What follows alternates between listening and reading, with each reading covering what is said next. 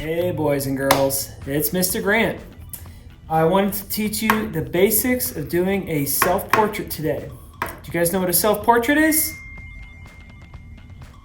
Self-portrait is when you take a mirror and you look at yourself and you try to draw what you see. Try to draw yourself on a piece of paper from the front view.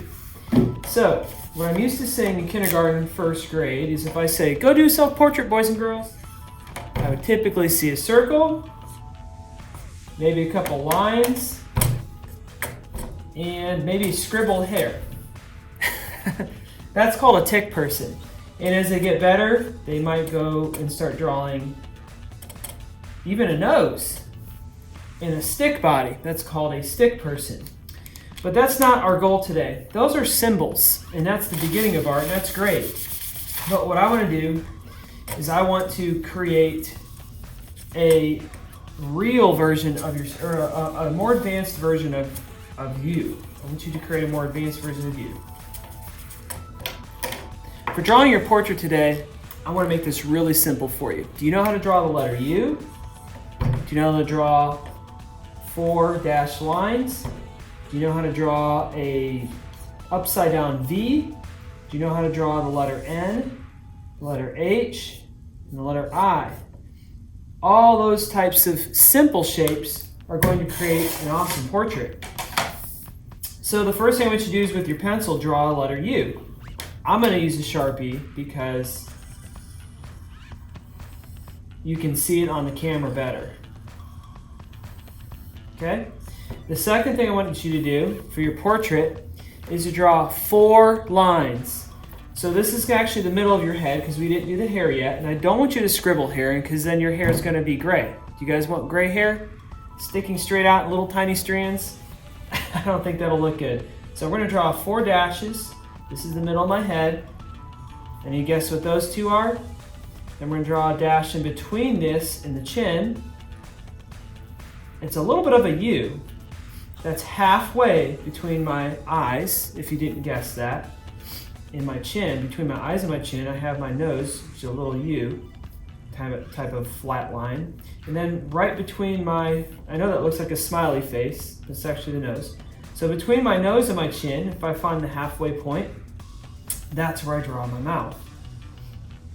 Your mouth can be a lot of different shapes, right? And angles. But typically, it's about this wide, a little wider than your nose. Okay, that's step 1. And then we're going to draw our eyes in here in a lot of different ways you can draw your eyes. I'm just going to draw them right touching my eyebrows, or my eyebrow fold in my head. My eyebrows are actually going to be up here. And you can do that now if you are ready. And I know I'm rushing, so you can stop the video at any time. Okay, so that's kind of the beginning, was the U and the 4 lines. After you do the U and 4 lines, then you do your eyes and maybe your eyebrows. Okay? Next step is the neck. And for boys and girls, it's different. So I'm going to fast forward some examples here for you. But typically your neck comes, if you feel your neck, it comes out of where? It comes out from behind your ear. It attaches behind your ear. But for you guys, we're going to make our necks a little narrower because we're younger. You guys are younger. You can look in your mirror and figure that one out. And for girls, I would kind of undercurve my neck like that. And for boys, they kind of overcurve it. So it's going to be different for boys and girls. It kind of looks weird now, but that's okay. And then I'm going to kind of bring this out to the edge of my paper most likely, or curve it down. As soon as it goes wider than my head, I start to curve it down. And the last step is hair, and that's super personal, so I'm going to probably pause that and show you 4 different versions of hair and 4 different versions of face. The general idea is this: your hair should be a shape. So you're going to need a line across your forehead connecting your U from this side of the U to this side of the U. If you're drawing ears, orejas, your ears are parallel to your nose. That's why you can wear glasses and they don't fall off your head. As you get older, your ears and nose also get bigger equally. My ears are just the letter C, and a backwards letter C. And they're parallel, if you know that word. They're the same level as my eye, the top of my eyes to the bottom of my nose. Put a little line in the middle, or an F, a lowercase f if you're really good. And that's my ears. My last step to my hair, this is not my hair, because the hair, like I said, is a shape. So I'm going to do one line from ear to ear.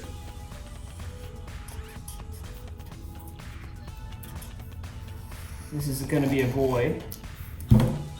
And it goes like a letter N, like I said before. And for a girl, the letter N would go from shoulder to shoulder. That would be the difference. For my boy here, with a boy with short hair, or anybody who has short hair, you know, look in your mirror and decide where your hair should go to. For girls, sometimes I add extra details like eyelashes. Lips are a whole other lesson, but it's more like the letter M that connects to the points of the lips, and the letter U that connects to the points of the lips. Now, I mentioned the letter H and the letter I. I don't know if we're going to get that far today, but if you made your portrait super small, see, my U and my 4 lines, and I'll do a girl this time. There's my upside down V for the head, and then my letter N around, and you can tell my Sharpie's running out here. But the body, what I tell people to do is an H. And then I curve the arms down, and the I is the legs. And I'm running out of room for my legs, so I got little legs. And I'm gonna do a little half circle hands just to end it off. And little circles or half circle feet, and bada boom, bada bang, I have myself a 30-second drawing of a girl. Hope that helps, guys. I'm gonna fast forward a couple different examples of different types of people after this video. Thanks for watching.